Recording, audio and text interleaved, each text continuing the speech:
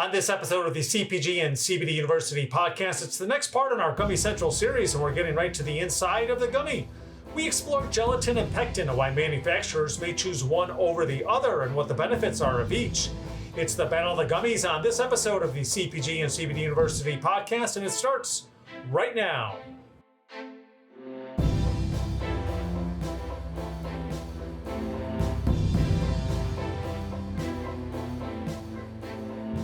I'm Joe Augustinelli, host of the CPG and CBD University podcast. And if you're a returning listener, thanks for joining us once again. If you haven't done so already, please do subscribe to our podcast. Hit that subscribe button wherever you get your podcasts, and you can catch full video episodes on YouTube. Pectin and gelatin, two of the most popular ingredients when it comes to gummies. And when you manufacture millions of gummies every day like we do, why not bring in two folks who know all about what goes into each one of those gummies? It's the latest of our Gummy Central podcast series.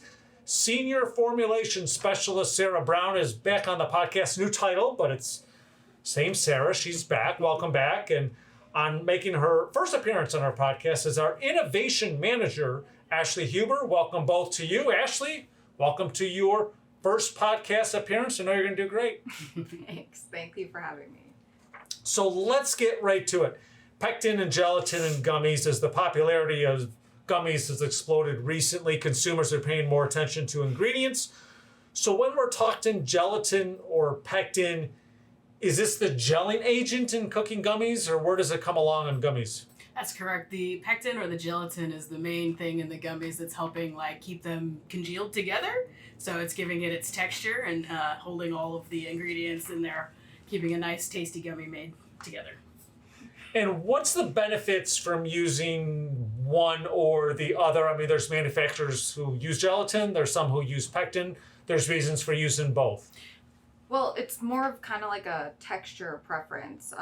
Pectin is really more, it tends to hold more of like a firm texture, where gelatin is more of a, I guess, like a jelly base Jello has more of like a gelatin. Mm-hmm.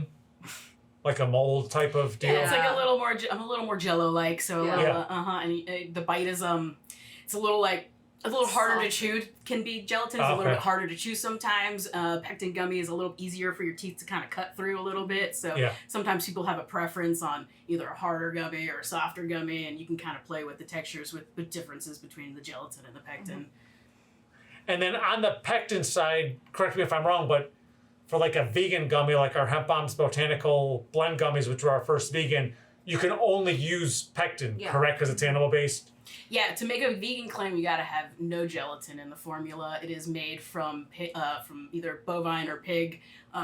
Basically, cartilage is where gelatin's coming from. So to give a vegan claim to gummies, we like to use the pectin because it comes from only usually citrus or apple bases is where pectin's derived. Does using the pectin, because of where it comes from, restrict the flavors, or can you still use just about any flavor when it comes to a pectin-based gummy? Well, pectin actually tend to use a little bit more sugar, so it does taste a little bit better. And you have to add a little bit more flavor too, so it does actually hold flavor a little bit more. But with gelatin, it kind of has a little bit more bland flavor. Yeah, you gotta up the flavor a tad more in a gelatin gummy because it doesn't express as well on your tongue as a pectin gummy will. Yeah. So you can get a better flavor out of a pectin gummy generally. Mm-hmm. And on our previous episodes, as part of our Gummy Central series, we often discuss, and we just mentioned this, the taste, the texture, and color.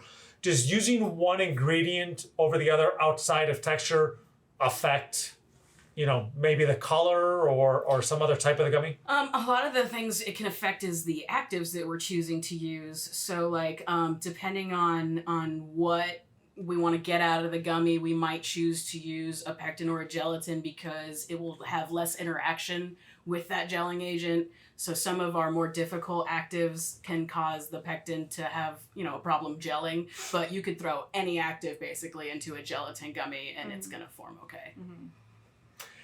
Are there any instances where maybe both pectin and gelatin are used in a gummy? Yeah, we will never make a gelatin gummy without pectin because gelatin has a really low melting temperature. It tends to melt at body temperature. So in shipping and stuff, we want to make sure that we can get its melting temp as high as possible. And the pectin inside of a gelatin gummy is always going to give us just a few more degrees of to keep it from melting. So you can go from like 90 something to like 104 degrees melting temperature so that when you transport it, you have a little less likelihood of it melting.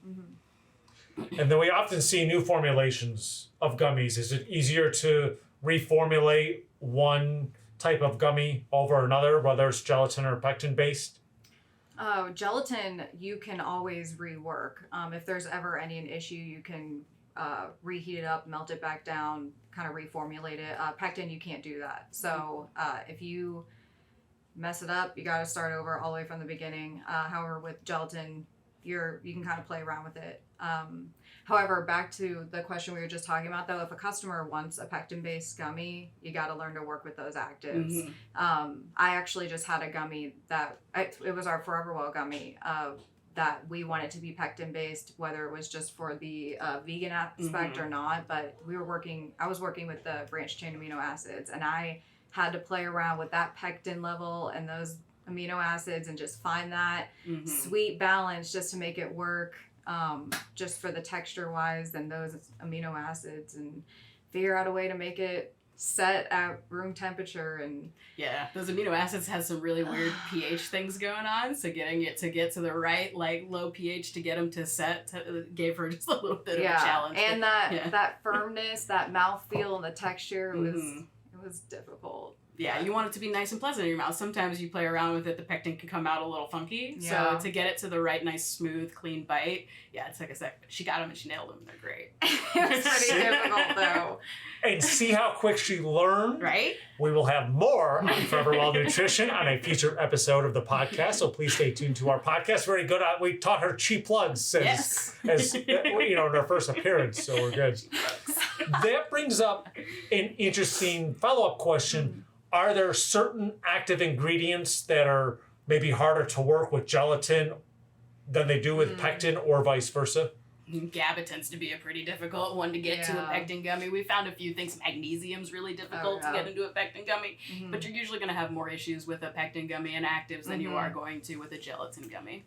Pectin requires you to use acid to get it to set. So typically anything that has like a really basic pH like GABA, it smells like Fritos, which is awesome, but the pH high really, really makes it hard to work with. So if you have a gummy that requires you to use pectin, you're really going to battle getting that right balance of pH and having to use those active ingredients. Yeah, and it also affects the flavor too. To get that, you have to add so much acid into it to get it to the right pH to set. It can make a really sour gummy, which is good for some flavors and types of gummies, but maybe not necessarily for others. So it is a little, again, you have to balance that flavor out as well. So good luck using vitamin C in a pectin gummy, because it's going to be so sour.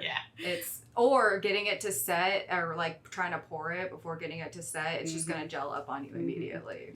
Super acidic things. So it's the opposite effect. Using something very acidic can also cause a problem, just as something super basic can also cause a problem. So let me ask you this as a follow-up to when we talk about the pH. Is there a basic, whether you use gelatin or pectin, is there like a ballpark pH level you're looking to get to for any type of gummy, no matter what it is? Yeah, we do. We measure pH right before we pour it in the mold. We typically look for like between like 3 to 3.5, occasionally sometimes a little higher than that for pectin. And then it always has to be below at least like 4.5 to at least be preserved properly, so it's not going to have any like shelf life issues. So it goes the same, like for pectin they're a little lower, around 3.5 or so. For a gelatin it's probably going to be maybe a little 3.5 to 4 or so, because it just needs to be low enough to be preserved, and obviously the acid helps with the flavor as well.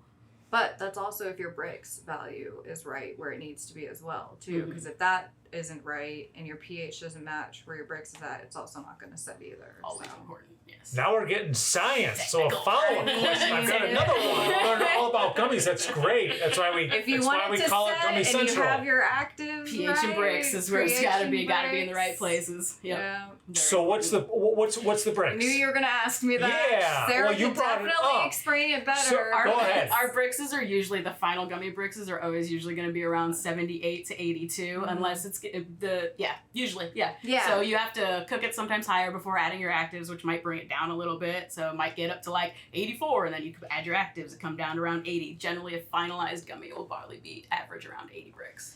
But it just depends what it is. Yesterday I was making an oil-based gummy, and that needs to be way higher. But Brix is kind of like the measurement of like the amount of solids that are in your gummy. So you're basically measuring the amount of solids and the pH level. Those just all have to be in balance before you can pour your gummy, because that's just going to tell you if it's going to set or not. So pectin versus gelatin, your actives and the pH and the amount of solids in it, all of that comes into play if you want to get a gummy or not. And we all have to make sure that that's going to happen if you want to do it out there. Got to balance the levels all right to get the perfect gummy. Yep. Exactly. A lot of science behind it, and it's fun. That's we like the challenge. Gummy Central. Yeah. So, well, very good. Lots of great information. See, you did a great job, Ashley. We're good. Formulator Sara Brown, actually senior formulation specialist Sara Brown, and innovation manager Ashley Huber, my guest on this episode of the CPG and CBD University podcast. Thank you both for joining me. We got the studio all decked out for the holidays, so holiday wishes to you guys and both your families. And for more behind the scenes look at Gummy Central and how gummies are made, visit our YouTube channel on Global Widget and both the YouTube channels of our brands. You can also catch up on past episodes of the CPG and CBD University podcast with full video episodes on YouTube or on the audio version. Hit that subscribe button wherever you get your podcast for notifications of new episodes each week. I'm Joe Augustinelli, host of the CPG and CBD University podcast. Thanks for tuning in. These statements have not been evaluated by the Food and Drug Administration. CBD products are not intended to treat, cure, or prevent any disease or condition. Always consult your personal physician about CBD and using CBD products. CBD should never be used by anyone under the age of 18. This podcast is not intended to provide legal advice regarding the legal status of CBD and CBD products.